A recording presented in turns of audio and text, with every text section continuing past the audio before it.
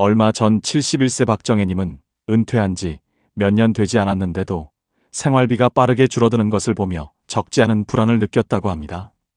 퇴직할 때만 해도 이 정도면 여유롭게 살겠지라고 생각했지만 막상 매달 빠져나가는 지출을 보니 상황은 전혀 달랐다고 합니다.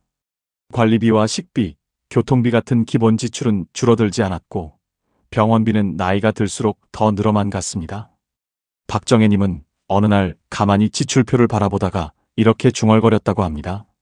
나는 분명 절약한다고 했는데 왜 돈이 이렇게 빨리 줄어드는 걸까? 많은 분들이 은퇴하면 자연스럽게 지출이 줄어들 거라 믿습니다. 활동량이 줄어드니 소비도 줄어들 거라고 생각하는 것이죠. 하지만 현실은 다릅니다. 통계청의 2023년 자료에 따르면 65세 이상 노인 가구의 식비와 주거비, 의료비 비중은 여전히 전체 지출의 상당 부분을 차지하며 특히 의료비는 해마다 꾸준히 증가하고 있다고 합니다. 지출은 줄지 않는데 수입은 일정하거나 줄어드는 상황. 이것이 바로 많은 노년층이 직면하는 노후 생활비의 현실입니다. 어쩌면 우리는 노후 생활비를 단순히 조금만 아끼면 버틸 수 있는 문제라고 가볍게 생각해온 것은 아닐까요? 여러분은 지금 자신이 얼마나 지출하고 있고 앞으로 얼마나 필요할지 정확히 알고 계신가요? 구독과 좋아요를 눌러주세요. 오늘 좋은 일이 생길 거예요. 나는 행복한 사람이다 댓글로 남겨주세요. 정말 그렇게 될 거예요. 지금부터 자세히 이야기해 보겠습니다. 첫 번째로 노후 생활비에서 가장 중요한 것은 매달 어떤 지출이 나가고 있는지를 정확하게 파악하는 것입니다. 많은 분들이 막연히 생활비를 줄여야 한다고 말하지만 정작 어디에서 얼마나 쓰고 있는지를 정확히 알고 계신 분들은 많지 않습니다. 여러분은 혹시 매달의 지출을 스스로 알고 있다고 생각하면서도 실제로는 항목별로 세세하게 살펴본 적은 없지 않으신가요?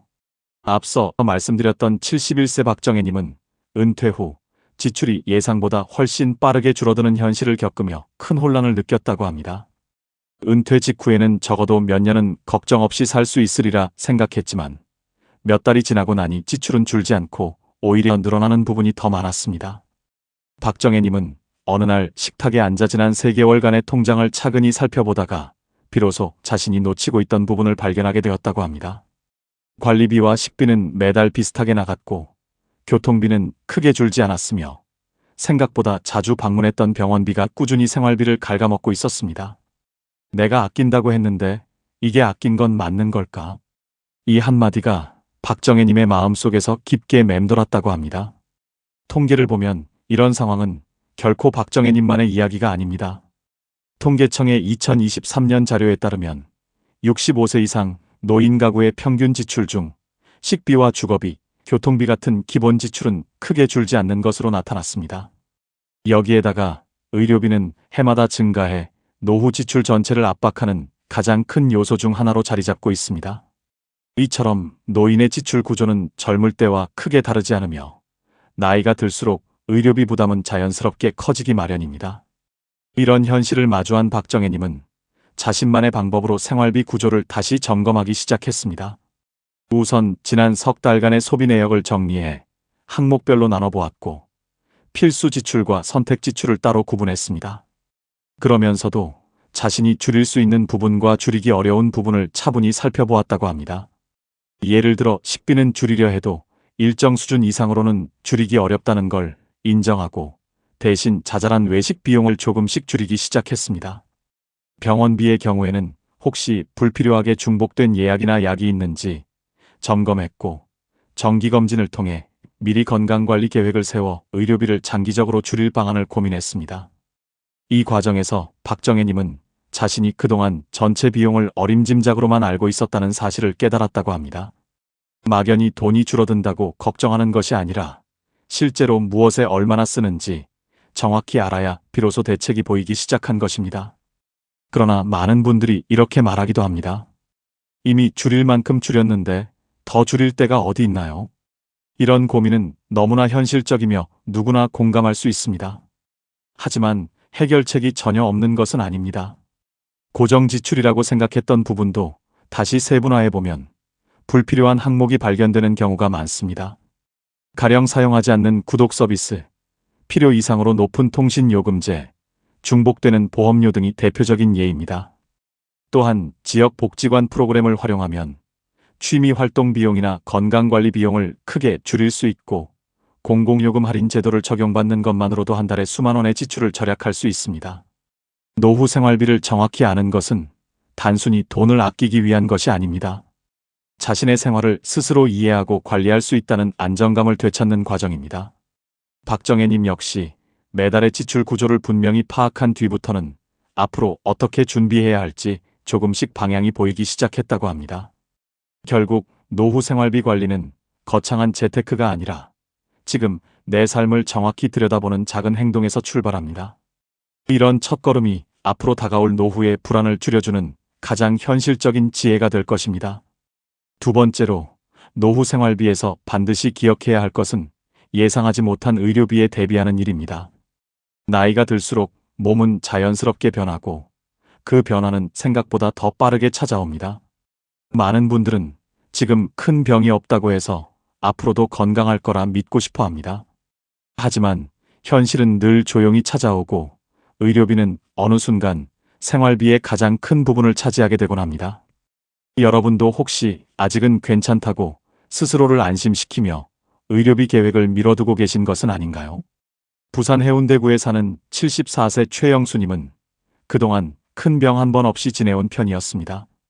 은퇴 후에는 가벼운 산책과 동네 뒷산 오르기를 꾸준히 해왔고 주변에서도 건강하시다는 말을 자주 들었다고 합니다. 그런데 2023년 봄쯤 갑자기 무릎에 통증이 나타나 걷는 것조차 힘들어졌고 병원을 찾게 되었습니다. 의사는 오랫동안 쌓인 무릎 관절의 퇴행이 본격적으로 진행된 것이라며 정기적인 물리치료와 약물치료를 권했다고 합니다. 의사는 조용히 말했습니다. 최영수님, 지금부터는 꾸준한 관리가 꼭 필요합니다. 치료를 계속해야 상태를 유지할 수 있습니다. 그 하루를 기점으로 최영수님의 생활비 구조가 완전히 달라지기 시작했습니다. 치료와 약값을 합치면 한 달에 20만 원에서 40만 원 가까이 지출되었습니다. 예전 같으면 크게 느껴지지 않았을 수도 있지만 은퇴 후 고정소득이 없는 상황에서는 결코 가벼운 금액이 아니었습니다. 최영수님은 병원에서 돌아오는 길에 한참을 앉아 있었다고 합니다.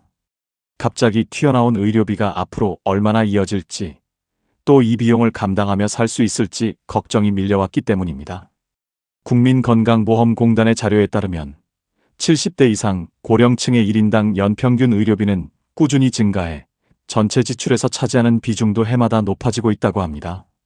특히 만성질환 치료나 물리치료 등은 단기 치료로 끝나지 않기 때문에 생활비에 미치는 영향이 생각보다 큽니다. 이는 한 번의 병원 방문이 아니라 긴 시간 동안 꾸준히 들어가는 지출이라는 점에서 노후 생활비를 크게 압박합니다. 이런 상황을 마주한 최영수님은 의료비를 줄이기 위한 현실적인 방법을 찾기 시작했습니다. 먼저 불규칙하게 받던 치료 일정을 일정한 간격으로 재정비해 불필요한 중복 진료를 줄였습니다. 그동안 신경 쓰지 않고 유지하던 보험 상품도 다시 검토해 중복되는 보장을 없애고 실제 필요한 항목 중심으로 재정비했습니다. 무엇보다 의사의 조언을 따라 생활 습관을 점검하고 스스로 관절에 부담을 줄일 수 있는 스트레칭과 근력 운동을 꾸준히 실천하기로 마음먹었습니다. 이런 작은 변화가 장기적으로는 병원비를 크게 줄여줄 수 있다는 사실을 깨달은 것입니다. 하지만 많은 분들은 이렇게 말하곤 합니다. 보험료 내는 것도 부담인데 치료비까지 늘어나면 어쩌란 말입니까? 이 마음을 모르는 것은 아닙니다. 실제로 고정보험료가 부담스러워 어쩔 수 없이 보험을 해지하는 경우도 적지 않습니다. 그러나 보험은 무조건 많이 드는 것이 중요한 것이 아니라 필요한 보장을 정확히 갖추는 것이 노후 의료비 관리에서 핵심입니다. 불필요한 중복 보장을 줄이면 보험료를 낮출 수 있고 기초연금 수급자나 일정 기준을 충족하는 경우에는 의료비 감면 혜택을 받을 수 있는 제도도 있습니다. 또한 지역 보건소나 건강증진센터를 활용하면 기초검진이나 간단한 치료를 거의 비용 없이 받을 수 있어 의료비 부담을 줄이는 데 큰 도움이 됩니다. 결국 의료비 대비는 멀리 있는 어려운 일이 아니라 당장 할 수 있는 작은 준비에서 시작됩니다. 최영수님도 치료비가 늘어나는 어려움을 겪었지만 자신의 건강 상태를 정확히 파악하고 필요한 치료에 집중하면서부터 의료비 관리가 조금씩 안정되기 시작했습니다. 의료비는 누구에게나 갑작스럽게 다가오기 때문에 지금 미리 대비하는 것이 무엇보다 중요합니다. 오늘의 작은 준비가 내일의 큰 지출을 막아주는 지혜가 되는 것입니다.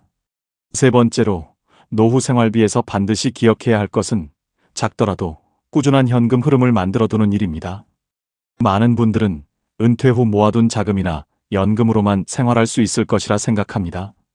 하지만 실제로는 생활비가 예상보다 빠르게 줄어들고 의료비 같은 비정기적 지출이 반복되면서 돈이 계속 줄어드는 불안을 느끼는 경우가 매우 많습니다. 이때 꾸준히 들어오는 작은 수입이 있으면 그 자체가 큰 심리적 안정이 됩니다. 여러분도 혹시 내 나이에 무슨 일을 더 할 수 있을까라고 생각하며 소득 활동을 미리 포기하고 계신 건 아닌가요? 경기 고양시에 사는 69세 이정희님은 은퇴 직후만 해도 모아둔 돈과 국민연금으로 충분히 살 수 있으리라 여겼다고 합니다. 하지만 몇 년이 지나자 생각보다 지출이 줄지 않는 현실을 마주하게 되었고 통장을 확인할 때마다 묘한 불안감이 밀려왔다고 합니다. 그러던 어느 날 동네 도서관에서 운영하는 평생교육 프로그램에 우연히 참석했다가 자신이 좋아하던 글쓰기 강좌를 듣게 되었고 그 과정에서 작게나마 재능을 활용할 기회가 생겼다고 합니다. 강좌를 마친 후 담당 직원이 이렇게 말했다고 합니다. 이정희님, 다음 분기 프로그램에서 간단한 글쓰기 지도를 맡아보시는 건 어떠세요? 그 제안은 이정희님의 마음속에 새로운 가능성을 열어주었습니다. 처음에는 자신이 과연 할 수 있을지 걱정이 되었지만 용기를 내어 강의를 시작했습니다. 한 달에 20만 원 남짓 들어오는 작은 금액이었지만 그 돈은 단순한 수입 이상의 의미였다고 합니다. 생활비에 보탬이 되는 것은 물론이고 자신이 여전히 사회와 연결되어 있다는 느낌을 주었기 때문입니다. 무엇보다도 돈이 줄기만 하는 삶에서 조금이라도 들어오는 삶으로 바뀌었다는 사실은 이정희님에게 큰 안정감을 주었다고 합니다. 통계 자료를 살펴보면 이러한 변화가 왜 중요한지 더욱 분명해집니다. 통계청의 고령층 소득 구조 자료에 따르면 꾸준한 근로 또는 기타 소득이 있는 고령층은 그렇지 않은 고령층보다 생활 만족도가 훨씬 높고 우울감을 느끼는 비율도 낮은 것으로 조사되었습니다. 특히 소득이 크지 않더라도 매달 일정하게 들어오는 돈이 있으면 생활비 부담을 덜 느끼고 계획적인 지출이 가능해지는 경향이 강하다고 합니다. 이는 금액의 크기보다도 흐름이 있는 돈이 주는 심리적 안정이 얼마나 중요한지를 보여줍니다. 이정희님은 강의를 시작한 이후로 생활비 계산 방식도 조금씩 달라졌다고 합니다. 매달 들어오는 소득을 기본적인 지출에 보태니 정기적인 고정 지출을 감당하는데 부담이 크게 줄었습니다. 또한 강의를 준비하고 사람들과 교류하면서 자신의 일상이 더 활기차지고 규칙적으로 변해갔다고 합니다. 이는 단순한 경제적 이득을 넘어 삶의 만족과 자존감까지 높이는 결과로 이어졌습니다. 하지만 많은 분들이 이렇게 이야기합니다. 내 나이에 무슨 일을 할 수 있겠어요? 이제 몸도 예전 같지 않은데요. 이런 마음을 이해하지 못하는 것이 아닙니다. 나이가 들수록 새로운 일을 시작하는 것이 두렵고 체력적으로도 자신감이 떨어지기 마련입니다. 그러나 모든 일이 힘든 것도 아니고 모든 소득 활동이 큰 에너지를 필요로 하는 것도 아닙니다. 지역 평생교육원에서 강의 보조를 맡거나 동네 주민센터 프로그램에서 단순한 서포트 역할을 맡는 일, 재택으로 가능한 문서 작업이나 상담 업무 등 체력 부담이 적은 활동도 충분히 존재합니다. 일부 지역에서는 재능 나눔 프로그램에 참여하면 소정의 활동비를 지원받는 제도도 있어 자신이 가진 경험을 이웃과 나누며 자연스럽게 소득 활동을 이어갈 수도 있습니다. 작은 현금 흐름은 단순히 생활비를 보충하는 문제가 아니라 노후의 불안을 줄이고 삶의 균형을 지켜주는 역할을 합니다. 이정혜님은 이를 통해 생활비가 줄지 않는다는 걱정에서 벗어나 스스로 삶을 다시 꾸릴 수 있는 힘을 얻었다고 합니다. 즉, 노후의 돈 관리에서 중요한 것은 얼마를 버느냐가 아니라 조금이라도 꾸준히 들어오는 흐름이 있느냐입니다. 그 작은 흐름이 노후 생활의 리듬을 안정시키고 하루하루를 더 단단하게 만들어줍니다. 오늘 우리는 노후 생활비에서 반드시 기억해야 할 3가지 지혜를 함께 살펴보았습니다. 첫 번째로는 매달 나가는 고정 지출을 정확히 파악하는 것이었고, 두 번째는 예상하지 못한 의료비에 대비하는 것이었으며, 마지막으로는 작더라도 꾸준히 이어지는 현금 흐름을 만드는 것이었습니다. 이 세 가지는 따로 떨어져 있는 것이 아니라 결국 한 방향을 향해 있습니다. 불안함을 줄이고 자신의 삶을 스스로 지켜낼 수 있는 힘을 만들어주는 과정이라는 점에서 그렇습니다. 71세 박정혜님은 지출을 정확히 들여다보면서 비로소 생활비의 흐름이 보이기 시작했고, 74세 최영수님은 의료비라는 현실적인 부담 앞에서 자신의 건강과 지출 구조를 새롭게 정비했습니다. 그리고 69세 이정희님은 작은 활동을 통해 새롭게 생긴 소득이 단순한 금전적 의미를 넘어 삶의 안정과 자신감을 회복하는 계기가 되었습니다. 세 사람의 이야기는 모두 다르지만 결국 한 가지 사실을 말해줍니다. 노후 생활비는 단순히 돈의 문제가 아니라 삶을 어떤 방식으로 꾸려나갈 것인가에 대한 문제라는 것입니다. 지금 여러분의 생활도 크게 다르지 않을 것입니다. 매달 지출이 왜 줄지 않는지 고민하는 분도 계실 것이고, 병원비가 늘어나면서 불안해지는 분도 있을 것이며, 소득이 끊긴 채 통장 잔고만 줄어드는 느낌의 마음이 무거운 분들도 계실 것입니다. 그러나 오늘 이야기처럼 큰 변화를 만들어내는 것은 거창한 계획이 아니라 지금 당장 할 수 있는 작은 점검과 작은 준비입니다. 지출을 한번 정리해보는 것, 건강검진을 꾸준히 받는 것, 주변에서 할 수 있는 소소한 활동을 하나 시도해보는 것만으로도 삶의 안정감은 분명 달라질 수 있습니다. 여러분은 지금 어떤 지점에서 가장 큰 불안을 느끼고 계신가요? 그리고 그 불안을 줄이기 위해 오늘 당장 하나라도 실천해볼 작은 행동이 있다면 무엇일까요?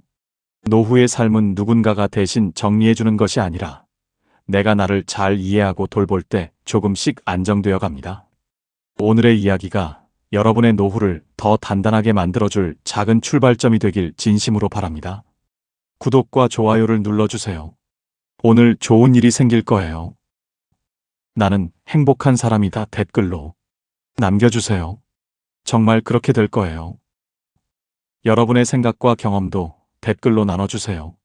다음 영상에서도 더 깊고 현실적인 지혜로 찾아뵙겠습니다. 감사합니다.